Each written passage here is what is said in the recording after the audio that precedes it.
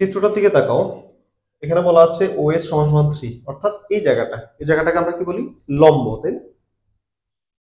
তারপরে হচ্ছে পিকিউর মান কত, এই পুরো পিকিউটা জানতে হবে। আচ্ছা, পিকিউ হচ্ছে একটা জে, আমরা পুরোটা না জানতে পারলেও সমস্যা নাই, আমরা এতটুকু জানলেও চলবে। এটা মান দেওয়া হচ্ছে 3। এটা একটা কেমন ত্রিভুজ? সমকোণী ত্রিভুজ। কেমনে বুঝলাম? এই যে 90 ডিগ্রি চিহ্ন দেওয়া আছে, এটা একটা লম্ব।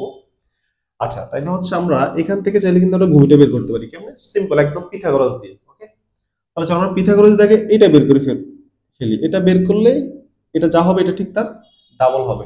ঠিক আছে, কারণ হচ্ছে আমরা বৃত্তের ভিতরে যখন জ্যার মধ্যে লম্ব আঁকা হয়, সেই লম্বটা অবশ্যই কি জ্যার মধ্যবিন্দু বরাবর পড়ে।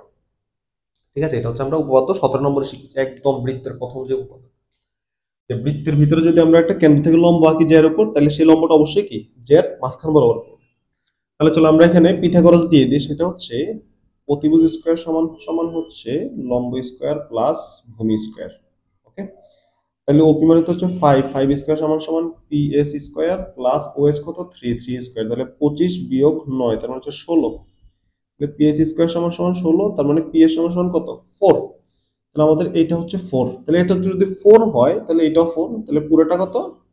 সুতরাং পিকিউ সমান সমান হচ্ছে আমাদের 8 সেন্টিমিটার।